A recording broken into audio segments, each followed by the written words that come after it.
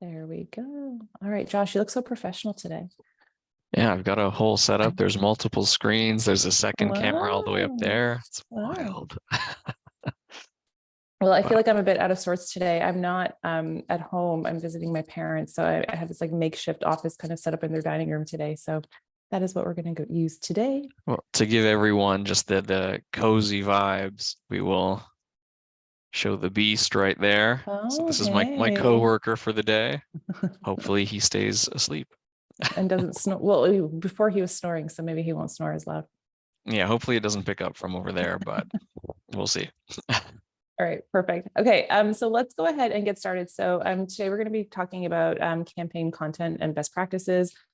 So Josh is one of our Josh. Wow, I just had a Experts. there you go. In campaign content, he's got a background in business and creative writing as well. So Josh is going to be walking us through an optimal campaign setup. I'm really focusing on that content, what's really going to optimize your open rates, reply rates, and things like that. Before we hop into what Josh is going to be talking about today, quickly just want to go over the different ways that you can kind of create that content. So I'm just going to hop into my account. I'm going to share my screen with you guys. All right, just get rid of this Zoom window. So whenever you're creating a new sequence, you can just go to this new sequence option. And then with this dropdown, you have three options. So we have the scratch option right here, which is, if you just want to build your campaign from the ground up. So you have full control over the content, the subject lines of variables, all of that stuff. We also have the template option right here. So if we click on that, you have a couple of options. So we do have some pre-populated templates here. So you can see here, it just really depends on your use case. If you were maybe selecting the recruiting templates, it's going to give you, a sequence with multiple steps. And then you obviously go in there and change, some of the variables or industry or company specific information to suit your use case. If you have templates that your team members have saved in their sequences, you can also pull them into your account that way as well. And one of the third options that we do have, and we're just going to touch on this really quickly, we just rolled it out in beta right now. So our product team is, perfecting it. It is the magic option right here. So this uses Chat APT. And essentially what you can do is you can select the magic option. I'll just show you quickly what it looks like. You can select your use case, and then you can just enter, some lines of text or really what you're looking to do. So maybe if you're using it for recruiting purposes, you're looking to maybe hire a graphic designer with 4 to 5 years experience in a certain city. It's going to generate not only the text for you, but also multiple steps in your sequence. So I would recommend, if you don't have beta features turned on, turn them on in your account, play around with it a little bit. That's what I've been doing. So it hasn't been wide released yet, but we're hoping probably within the next couple of weeks. Exactly. So let me take over here. So I was just playing around with it. You do want to give it as much detail and context as possible if you are doing the From Magic option. Just to give you guys a very kind of bare bones look at it. I only gave it like literally 2 sentences that aren't proper structure. And the first step is always going to be generally the content that you include. It's not going to be changed too much. And then it will create follow-up steps based on the idea that you're trying to get across. I randomly wrote, I'm trying to sell a brand new top-of-the-line automobile that can fly, and it decided that I'm also going to sell jet skis. So obviously, the more detail that you provide, the more accurate this is going to come out. If you give it nothing, it will give you also next to nothing. So do be aware that it's not going to be just the answer to everything, but it will help you along the way. I love that your car runs on sunlight as well. Yeah, that was my idea of last minute adding more context, and it wasn't enough. So Perfect. we will see. And also, I forgot to mention, Josh, just before you hop in, I just want to mention for anyone that is listening today, for anyone who has questions or anything like that, feel free to throw them into the Q&A, or you can also throw them into the chat. And we're going to be doing our best to answer questions as we go, or we'll definitely get to them at the end of today's session. Absolutely. So diving directly into it, let's go to Hello Viewers. This is going to be designed to get you to a place where you are making your emails different from the kind of wave of generically salesy sounding messages. The entire concept behind reply is to imitate genuine interaction. So you want to set your sequence up to really capitalize on a conversational tone. And you want your messages to be written in a way that sounds like you sat down that morning, typed it out, and sent it out to the individual, rather than just kind of regurgitating data points and hoping that it makes sense to them and they need some product or service along those lines. In general, we recommend around 5 steps, 5 email steps, and you really want to structure them in a kind of a story structure. You want your first 3 steps to build upon each other, the elements that you're including previously, to culminate in essentially a picture that gives them all of the detail that they need to make some sort of purchasing decision.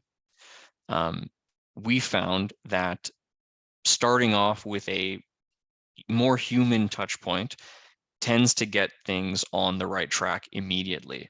That's why I have a profile view on LinkedIn as my initial engagement. The example I would provide is if you get a random email from someone, you didn't ask for it, you don't particularly need it, you're far less likely to interact with that content than if they were to kind of shoot you that voicemail or send you a connection request on LinkedIn first. That way you feel that this person is an actual being, and you're far more likely to trust the content that you receive. This doesn't have to be just a profile view. It can be a connection request. It can be a voicemail drop. You're going to want to tailor this first step to your particular audience. If you're reaching out to a very kind of business forward community, LinkedIn's probably a great way to go. If it's a more low tech kind of old school industry, maybe a phone call is going to be a better option for you. To that point, whatever you decide to start off with, you want to capitalize on the initial touch point. So you want to provide a context opener that will imply that you've been kind of keeping tabs on these people and following their progress, and that you've put in the work, the research to justifiably send them this message. This is something that you believe they genuinely need or want. I always think you want to explain why you're reaching out and kind of how you found their information. One of the most kind of common examples I'll give is, hey, I've been following you on LinkedIn, love what you're doing. Just wanted to let you know that what you're doing, what your company can provide, and how you can help. In the first step, your main goal shouldn't be trying to push the sale. Obviously, that's going to be your gut reaction. You want, at the end of the day, to partner with them, get their money, have them sign up, hop on that phone call, whatever the case is. But you really do need to establish some sort of trust. You want to build a rapport before they're going to be comfortable wanting to hop on the phone with you. So this first step should primarily revolve around asking questions that pertain to pain points or obstacles that you think your company, your product, your service are going to help them overcome. How are you currently dealing with this? Are you having trouble with this particular thing? By asking those pointed questions, you're going to get them to start thinking about ways that they need to improve. And because you brought it up, you're going to naturally be the first place that they're going to look for answers. And you're not doing a ton of selling here. You're just addressing topics that you think are valuable to them. And then we're going to provide a lot of the detail, the concrete information in that follow-up. And to your point about asking questions, Josh, I love this. We did a case study with one of our customers, and this was years ago, but it's just been something that's really resonated with me, which is why I bring it up all the time. So that customer, he was getting a 67% reply rate on his first step emails. And so we thought, hey, what are you doing? So, Mhm. we had a really good chat with him. And this is essentially what he said. The people that he's reaching out to, they're cold outbound emails. He's never spoken to them before in his life. They don't know who he is. So he didn't feel comfortable jumping in with a very like salesy email to them because it's probably Mhm. going to get ignored. So what he wanted to do was ask 2 or 3 questions about their industry, maybe some of the challenges they're facing, maybe things that are working really well for them, and start a dialogue with them. And then once they have that dialogue, then he can say, hey, you know what, based on, the conversation that we've had, here's how I can help you a bit more. And it's worked really well for him. Yeah, 100%. It's Yeah. all about, again, you want to build that trust. You want to make it look like you are a real person on the other end of the line. And yeah, just to kind of hop off of the questions topic, simply asking them if they want to hop on the phone call isn't quite the angle that we're trying to get at here. Specifically, if you look at some of these metrics, there's a question count section. If you ask, do you want to hop on a phone call, it will show that you've hit your quota. I don't think that's entirely accurate because you're not really driving conversation. If they don't want to hop on the phone with you, they can simply ignore you. And that isn't to say that they can't ignore other more pointed questions, but those more pointed questions about the obstacles are going to do a lot more for you in terms of getting them to continuously think about things that they do need, rather than, do you want to talk to a stranger about something that you potentially don't want? So the more specific the question, the better off you're going to be later on when you start providing details. Move. And let's hop into step 2. Okay, here we go. So again, speaking to that whole idea of you're building a story, you've asked the questions. Now you want to start to provide kind of the detail as to how you're going to help. I hop on calls with clients all of the time, and a lot of their follow-ups end up being very simplistic. Hey, did you get my previous email? If you're interested, let me know. There is nothing in that type of follow-up that is going to help get them to respond that you didn't already include in step 1. So you want to go above and beyond just saying what you can do and really lean into the how you're going to assist. Anybody can say that they're really good at doing something. They can say that they're the best. Unless you have a way to kind of prove that you are in fact who you're saying you are, there's no reason for them to believe you. So if you're not a big name, you need to do your best by providing kind of examples, use cases, and you want to make them as specific or kind of tailored to the segment that you're reaching out to as possible. A very simple way of doing that is talking about how you worked with someone in the same industry or area that you're reaching out to, the individual, and going into detail about how you helped them achieve some form of success. And again, you really want to lean into the details of how you got there rather than just throwing out, I helped them make X% more money year over year. Those types of numbers, while they sound flashy, are not going to do anything to better your case because there's no reason for them to really believe what you're saying. If you can drop names here, obviously this is a great place to do so. And if you do need to throw in some sort of link or attachment to a kind of use case or case study page, this is going to be a prime spot for that as well. We do typically recommend keeping these first 3 in the same thread. So you want to keep that subject line blank in reply, just so that there are going to be direct responses to one another. Again, you're just going to think of this message as you were the one receiving it. You would much rather have one cohesive thread that contained all of the information about what this person is talking about, rather than 5 to 7 just kind of disparate emails that you have to click into.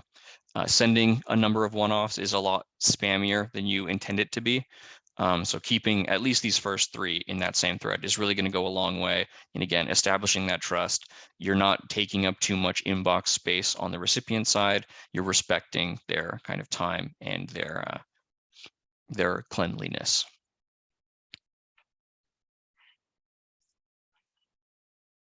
And let's go down here. Step 3. So we've established kind of what we're talking about by asking those pointed questions. And then we've gone into how we're going to accomplish our goals, how we're going to help them overcome those obstacles. Now you want to get ahead of the conversation. You've all been on calls before, you've all sold your product or service. You want to get ahead of that conversation and start answering the questions that they're probably going to ask anyway. So this is going to be a little bit of an FAQ segment here. You can talk about pricing. If you have a very kind of strict pricing structure, you can mention what all of your breakdown there is. If you're open to having those kinds of conversations, you can absolutely mention that you're willing to talk about it. It's always going to be kind of a nice lure to have them hop on the call. Another element that I like to include here at the bottom is perceived bonuses. Using reply as the example, our sales team will, in certain cases, mention that if you buy this particular tier, you will have access to X, Y, and Z.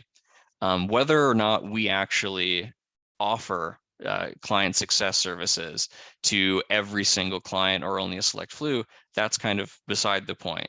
You want to throw in things that will sound like it's icing on the cake. They're already getting this fully automated email platform with heavy CRM implications.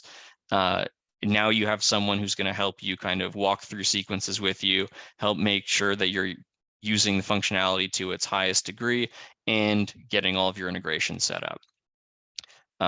Again, icing on the cake. That's a very specific example for us internally.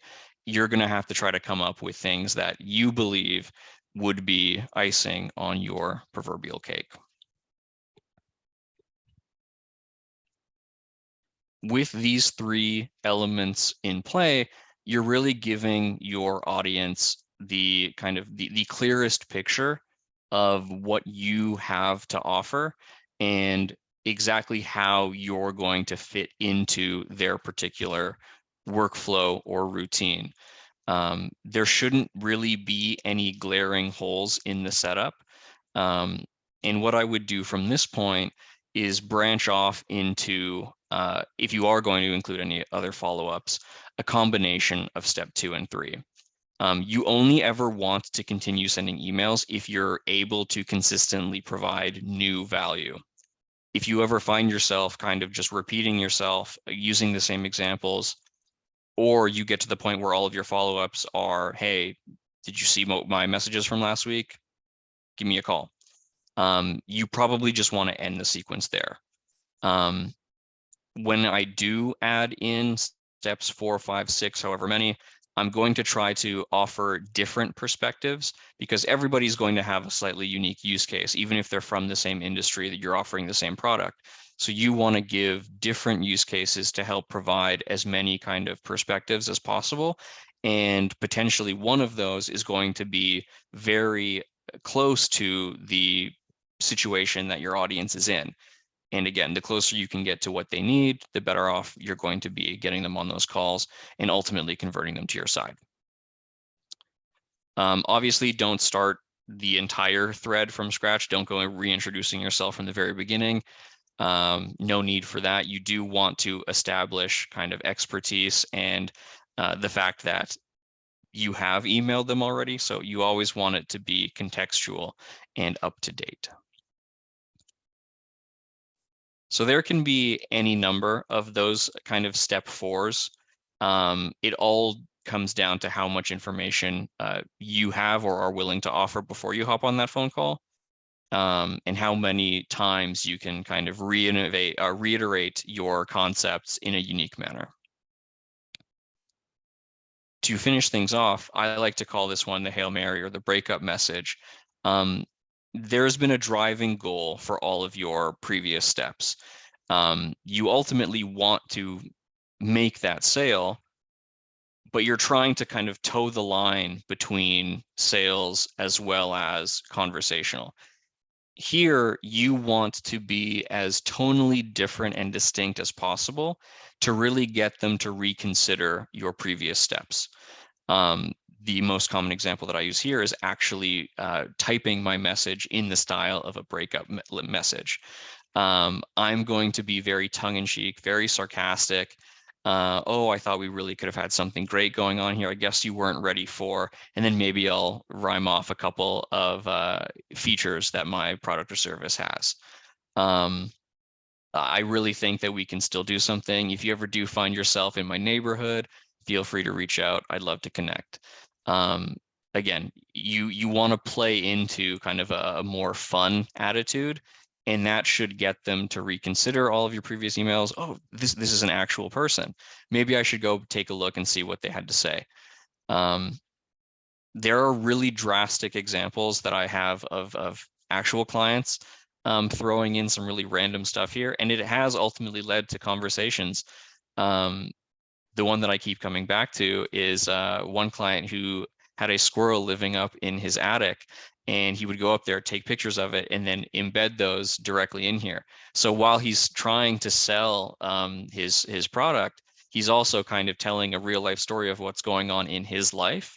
And that way you're kind of appealing to both sides. You're getting the information that you need across while also sending a meme essentially to your audience. And memes are huge these days. So, but one thing kind of to that note, Josh, one thing I would recommend is, when you're going to do that kind of like breakup or Hail Mary email, if you're going to be, using humor or sarcasm, always word it where it relates to how you would naturally speak.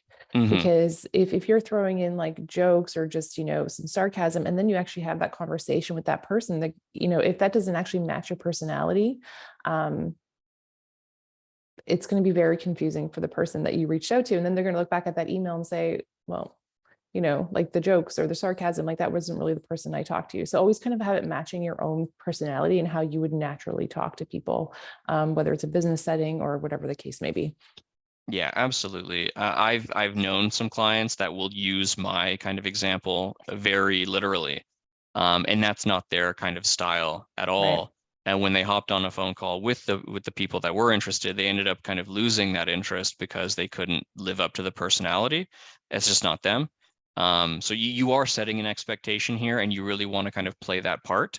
But again, you can throw in anything here. The idea is you just want it to be as different from the kind of sales centric, but conversational steps 1 through 4. That's the core idea. And Josh, I'm just going to get you to pause right there for 1 second. And we just had a question. Are you able to set up sequences to reply in a thread? And the reason that I'm going to answer this now is because if you look at Josh's step that he has right here, you'll notice that he has no subject line. So when you are creating your sequences, when you are creating those follow-up emails, if you leave a follow-up email, if you leave that subject line blank, it's automatically going to thread that follow-up into the same thread as the initial emails that were going out. So you can see right here, those are all blank. What Josh has done specifically for his sequence is he started a new thread kind of midway through that sequence. So you'll notice step 5, he says re-engage with new subject line. So you might have been getting to that, Josh, but that question just came in. I just wanted to show them the blank subject line there. Yeah, absolutely. And the idea of why you want to re-engage with a new subject line after a certain point is you want your audience to be able to kind of stew on the concepts that you've conveyed. There is a point where you're kind of sending too many emails, there's too much information. And instead of really diving into it and taking the time to see if this is relevant, most people's gut reaction is going to be to ignore it, especially if they didn't ask for it or sign up for this email. Which again plays into the entire concept of making your emails sound as conversational as possible. If you can read your message in kind of the stock radio announcer voice, you probably need to make some changes. You want to word your messaging as if you were explaining your company to a friend or family member. I find a lot of the time that people will come in and their target audience is going to be like C-level management. And with that, they have the expectation that C-level management, for some reason, speaks a different language than everybody else. And while that may be true for specific individuals, a lot of the time, just kind of being down to earth is a great way to kind of just even the playing field. And even if you think you're less than, you're not. So just explain your concepts in a way that you would say it to anybody else. Not in the same fashion that you would if you were like hosting some sort of live show and you're speaking to an audience, like you're sitting down one-to-one. You want to have that connection there so they can feel that and want to engage with you.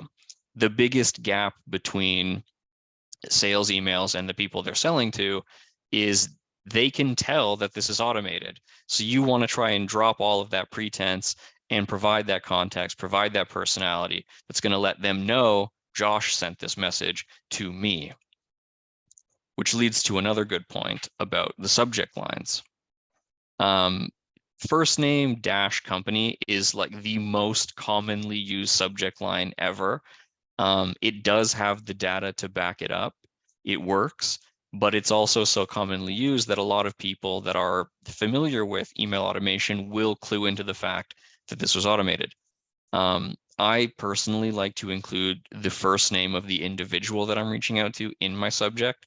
That way I'm reaching out directly to the person rather than a generic message I'm sending out to a bunch of people, or I'm reaching out to the company as an entity. It's just a lot more personable, a lot more relatable. And if you were to go out to your mailbox, I'm pretty sure you're far more likely to pick up and open the message, the letter that's written to you rather than to homeowner. So again, it's just all building to that same point.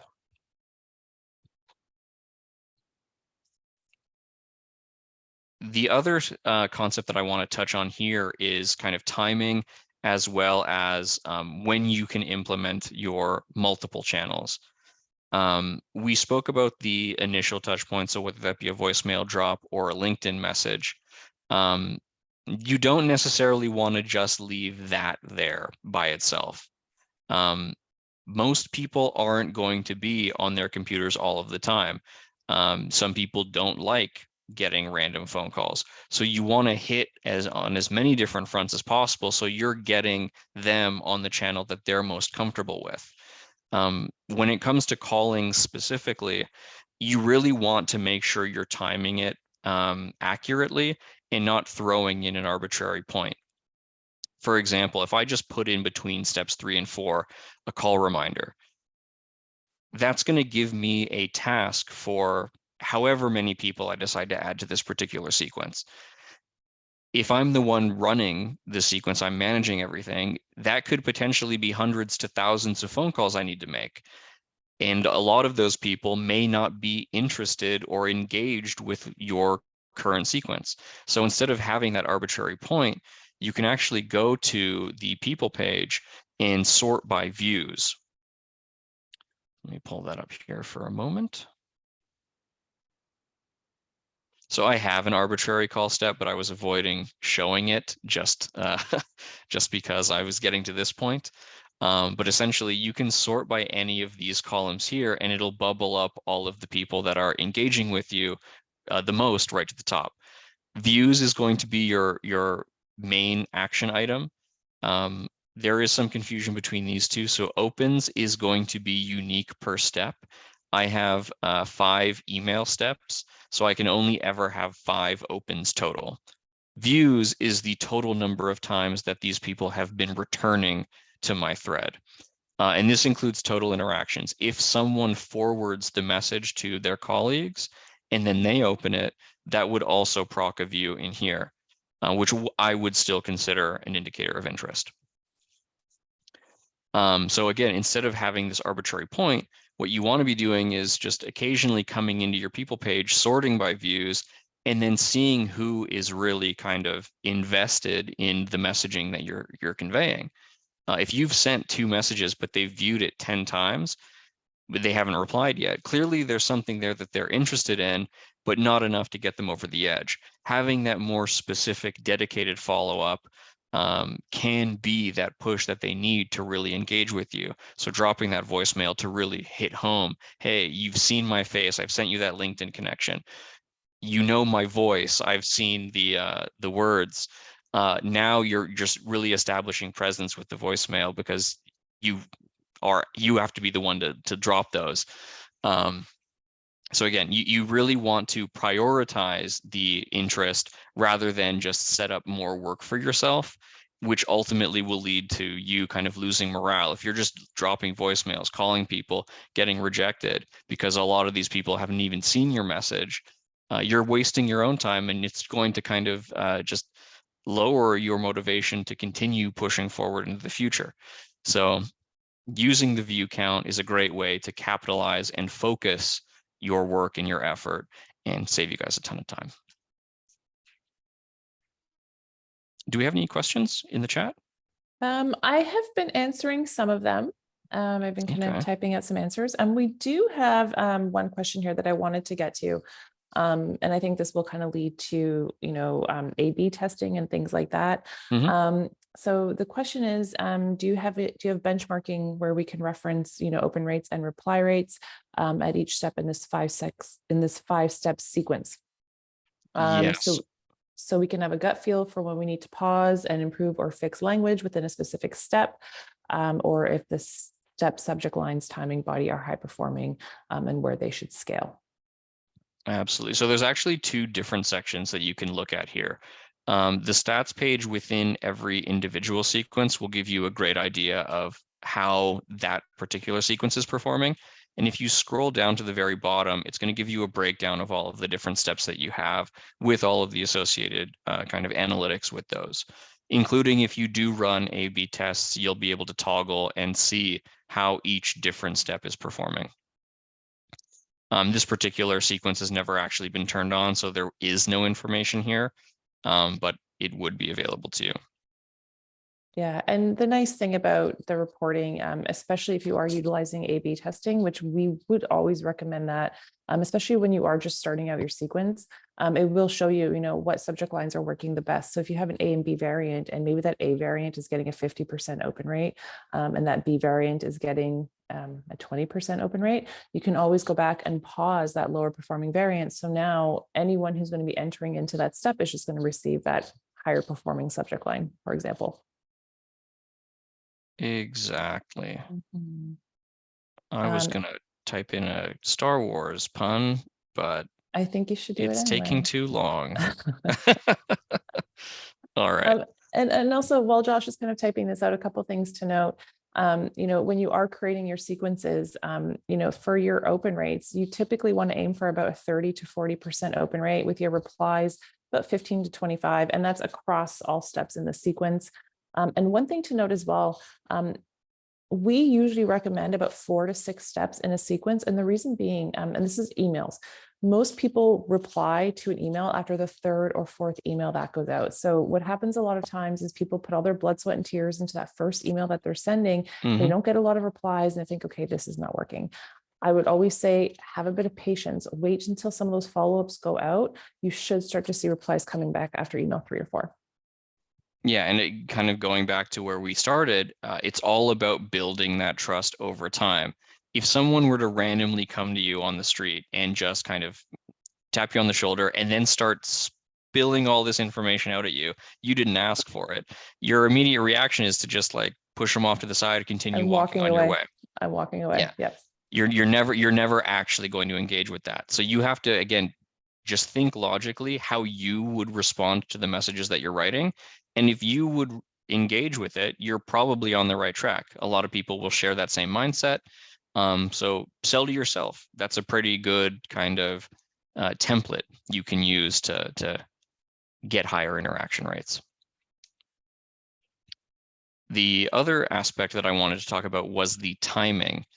So here I have the initial context outreach and the first email on the same day. You can have a little bit of time difference here, but you typically do want to keep these as close in proximity as possible.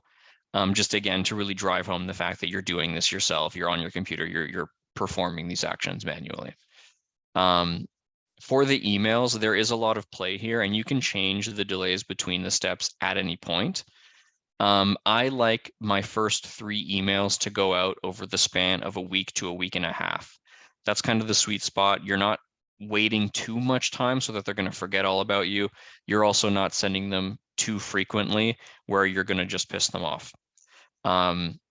If you have some sort of urgency to your outreach, you do have a deadline, obviously shorten this by however long you need.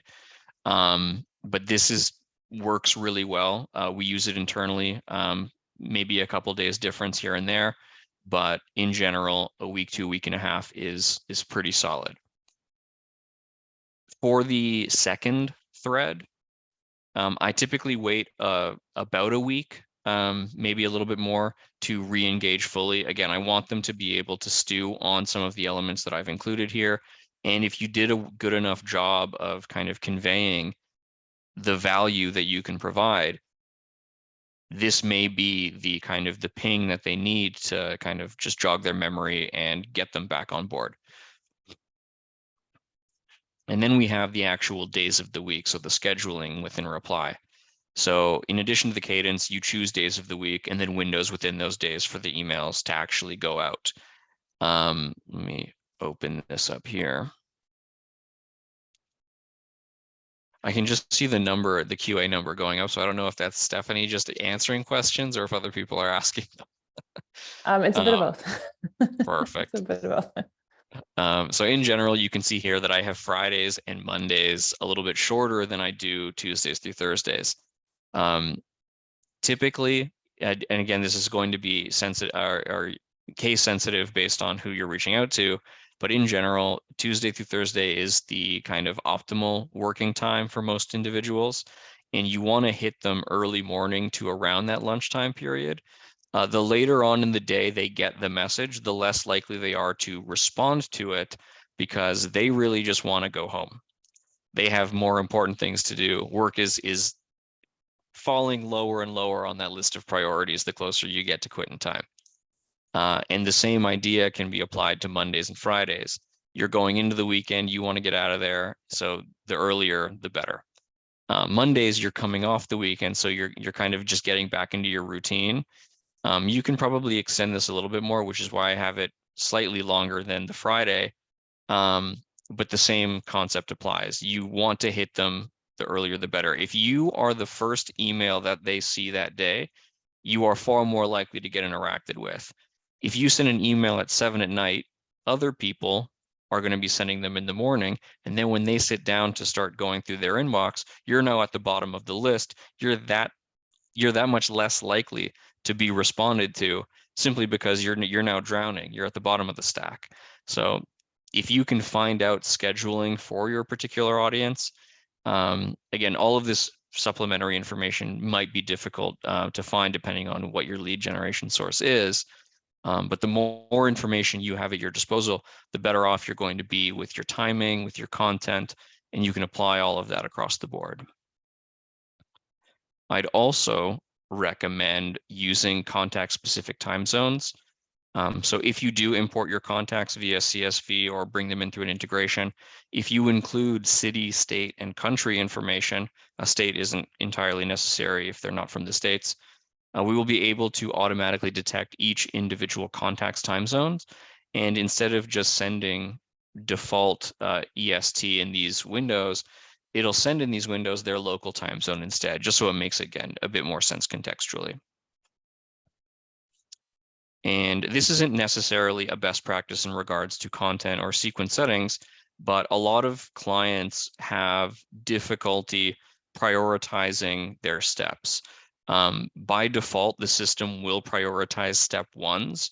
It's not a 100% step one, and then it will move on to your follow-ups. It's closer to about like 70%.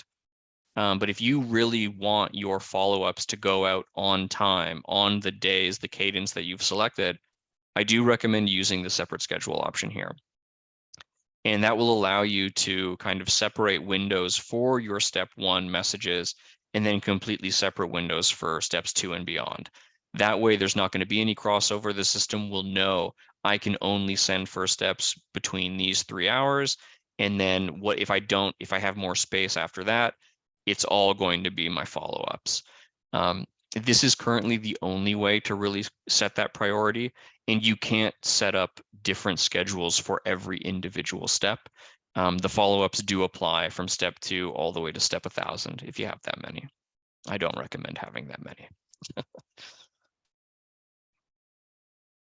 Yeah, any other questions we've got going on in the chat? I am working through them. I am working through Beautiful. them. So I got through most of them. So Josh, I was wondering, so we have about just over 15 minutes left. I know that before when we've done these sessions, you've kind of alluded to kind of multi-channel and, when would be kind of the best times during a sequence to add multi-channel. So we've been typically speaking about emails for this session. So in terms of structure, what would you recommend? Yeah, so it kind of going back to some of the calling that I mentioned, you really do want to capitalize on the perceived engagement. Don't waste your time. A lot of the elements that you can kind of capitalize on can be found and automated using our trigger systems. So essentially, if someone is engaging in a favorable way, if they open your email X amount of times, if they respond to you positively, you can set up a trigger to automatically move people into a more dedicated sequence using LinkedIn or using SMS. And you don't have to babysit your sequences all the time. Give me one moment here. I have to plug in my computer. Don't wake the dog. Don't wake the dog. There we go. Saved. Yeah, so you can essentially set up kind of action points based off of perceived engagement, and you don't have to spend all of your time just babysitting it, waiting for something to come through, and then moving them to the follow-up yourself. So for example, contact clicked on a link. Let's say we can tie this trigger to a specific sequence. We can tie it to a specific step within that sequence. Let's just do that one. 2021, very topical. Let's do sequence step equals step 2. And then let's say they clicked on it 5 times or more.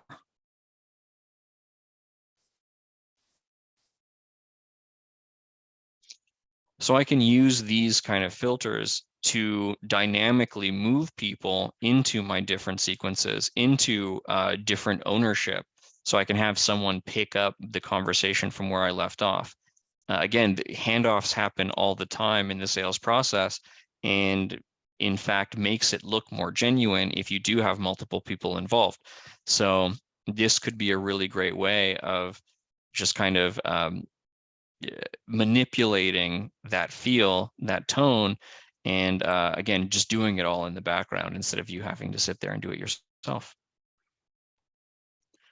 What I've recently been working on with a number of clients is having update fields for their different integrations as well. So if you have someone interact in a specific way, you can create a custom field, have our system kind of update that field for you all on its own, and then you can have the integrations automatically pushing and pulling information back and forth that way as well.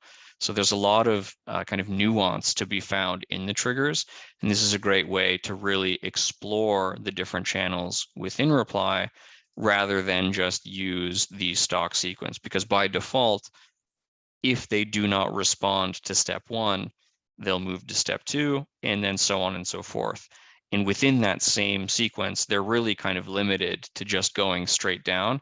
If you do want that branching flow, triggers are going to help you tremendously. And then I think in regards to some of the other channels that we have things like Zapier, things like SMS, WhatsApp. Very similar to what I spoke about with the call step. You don't necessarily want to throw in a text message just for the sake of doing so. It really will come down to the audience that you're working with.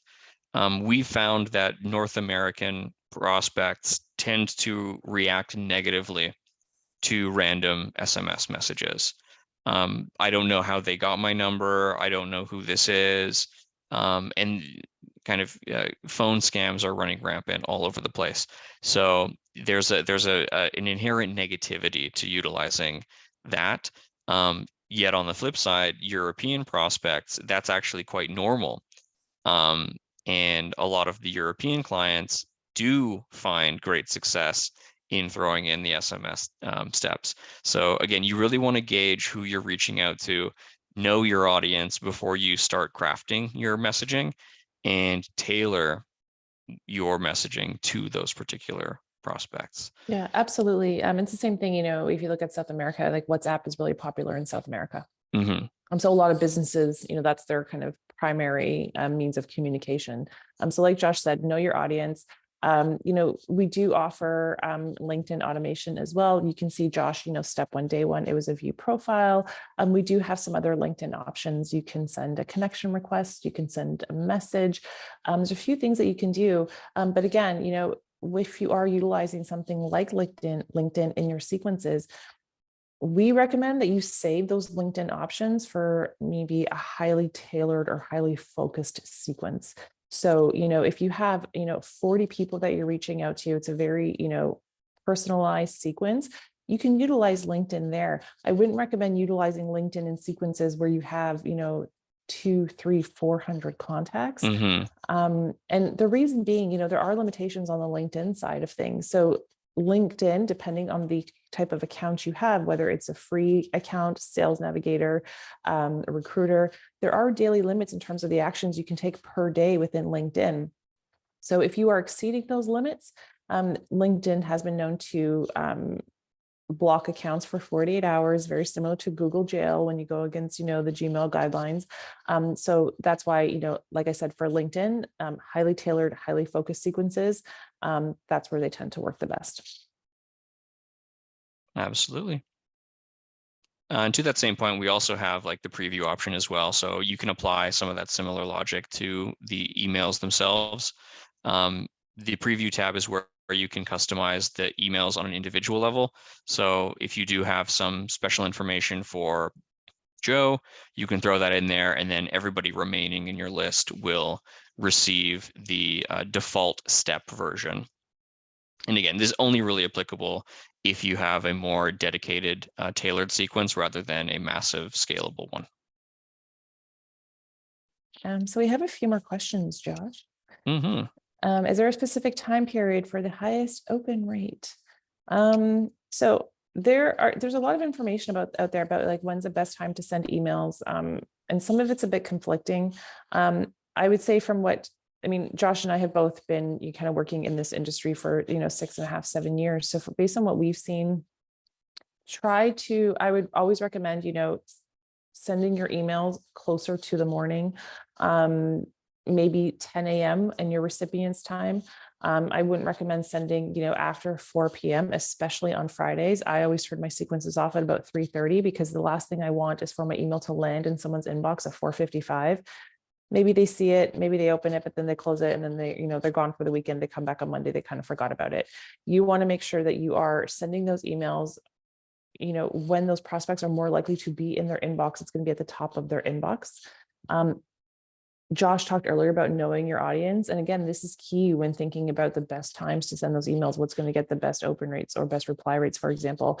If you're typically sending to maybe prospects who are maybe small business owners, maybe they run a small startup, they're probably more likely to check those emails maybe in the evenings or on weekends. Whereas if you're sending emails to prospects who typically work in a, Monday through Friday, 9 to 5 type of environment, sending them an email in the evening, it's not going to get opened, and then it's just going to be buried in their inbox when they come in the next day. So, it really comes down to, doing the researching your prospects, what type of industry they're in, and then just sending those emails accordingly. Yeah, 100%. I've had great success sending emails on Wednesdays, just so you know. I get the most opens, I get replies within 5 minutes. And I don't know, there's something about Wednesdays. And I've heard that from a lot of other people. So maybe something to keep in mind there as well. Yeah, it's the bell curve that I was talking about, right? Your Monday, your lowest. Tuesday, they're coming back up. Wednesday's the peak, and then you start to go back down going into the weekend. Yeah, absolutely. Yeah. One of the other questions that I'm noticing here, Yarek, sorry if I'm mispronouncing that. It mentions eliminating other channels loses the differentiation between reply and other products. I'm not advocating to eliminate the other channels. I'm more talking about positioning them to capitalize on specific types of engagement that's going to save you time and show the efficiency of them much more clearly. The first step, I recommended using a LinkedIn step or dropping that voicemail so you can have that call task right up there. What I recommend against is arbitrarily filling your sequence with call reminders. So you're kind of blocking the system from kind of continuing sending out those emails.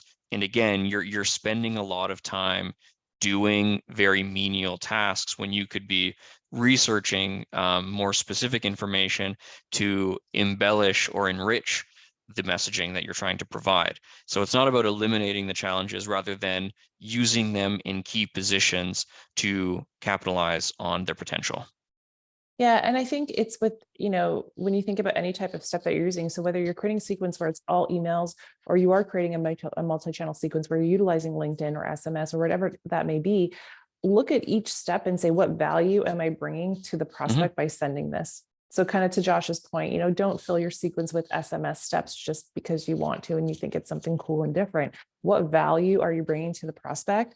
And then just kind of judge it that way, and then make your decision on how you're going to configure your sequence based on that. Yeah, 100%. You always want to have as much information at your disposal up top. If you're coming in blind and using very generic messaging, you can expect a very low engagement rate. Obviously, a lot of people will take a kind of spray and pray approach. You're just throwing in as many email addresses as you possibly can and hoping that you're hitting someone who needs this particular thing at this particular time. Those can work. It's always going to come down to a volume thing there. But at the end of the day, you're going to have much more consistent success if you have a more nuanced and tailored approach, again, rather than just throwing stuff at the wall and hoping it sticks. All right. So I think we have time for a couple more questions that we can get to. Chris asks, is it possible to have a meeting scheduled in your sequence? And then put it, would it go into your Google Calendar? Absolutely. A couple ways you can do this. You can, insert a Calendly link or something like that. We actually have a feature within Reply. Josh, if you want to go to settings and meetings. So this operates very similarly to Calendly. So you connect your Google Calendar, or you can connect your Microsoft account as well. You can also connect Zoom. And just like Calendly, you can set up a schedule that people can book calls with you. We give you a link. You can set your call durations if you want to put 15-minute buffers in between your meetings. The nice thing about utilizing this feature within Reply is that if someone clicks on a meeting link and they do schedule a meeting with you, it's going to stop them from receiving other emails in the sequence, which is a nice feature because I used Calendly in the past, and that was something that I always kind of ran into. I would have to manually mark them as paused if they scheduled a meeting with Calendly using that link. There's also reporting available for meeting conversions and things like that. So I would definitely recommend looking into that. But like I said, if you did want to use something like Calendly, if that's what you're currently using, you can always just input that link into your emails. One thing to note, though, when looking at the number of hyperlinks you have in your emails, I would keep it 1 to 2 links per email. And that's just for deliverability best practices. We are going to be running a deliverability session, I think, in 3 weeks. But just keep an eye on the number of links that you have. I think for me, in my email signature, I have a calendar link, and I've been really good. My deliverability has been fine. So yeah, you can definitely do that. Absolutely. I think the beast is waking up, but luckily we're almost winding down here. Okay, so I think we have time for maybe 2 more questions. We have 4 minutes. Would LinkedIn block you for just doing profile views and recent post likes? From what I understand, LinkedIn, it's not necessarily what you were doing, it's how often you were doing it. So, if with your specific LinkedIn account, if you have a limit of 100 actions per day, if you are, liking 105 profile views, they could definitely block your account for that. Yeah, like if you're thinking about it, like if you're manually doing your research on LinkedIn, you may be looking at a lot of profiles, but you're probably not actually like looking at more than 50 or 60 a day. Like even that's pretty high. You're not like actively clicking in and going into a profile. They do like to keep their system very manual focused. So we are working with them to abide by their guidelines as closely as possible. And the limitations here are set specifically to avoid getting into any trouble on the actual LinkedIn side. While we're on that topic, if you do have, like, let's say you're maxing out on your connection requests per day, you send 30. If you're also on LinkedIn manually sending connection requests, that dual nature could cause issues into the future. So do keep that in mind if you do plan on using any LinkedIn steps. All right, so we have time for one more question. What is the best time gap after each email being sent, and how does this affect your domain? All right, so within reply enter safety settings, there is a default delay between each email that goes out. That default setting is set to 27 seconds. This is a safety setting. So I wouldn't recommend going below 27 seconds. So this is what our development team has deemed to be a safe delay. So you can see Josh has his set to 65. It is a staggered delay. So even at 65 seconds, it could be 65 seconds between email 1 and 2, and then 67 between 2 and 3. And so this is really just meant to mimic a normal sending pattern. So that safety setting is already in place for you. Like I said, I wouldn't recommend going under 27 seconds. Like Josh has highlighted, 20 seconds to 450 seconds is ideal. But also one thing to think about too, if you are using Microsoft as your email provider, there is a setting under email accounts under the safety settings there, where we would recommend that you don't send any more than 30 emails per minute. Like I said, if Microsoft is your email service provider. With Gmail, the option is there in Gmail, but it doesn't do anything. Yeah. So like I said, we already have that safety setting in place. I would not go below 27 seconds. You can do like Josh, you can increase it just to be on the safe side, but you should be fine there. Mm-hmm. Absolutely. We have one more minute. Does anybody have any last second questions? I don't believe so. All right. Looks like people are trailing off to hop on with the rest of their day. So maybe we will let everybody go. Yeah.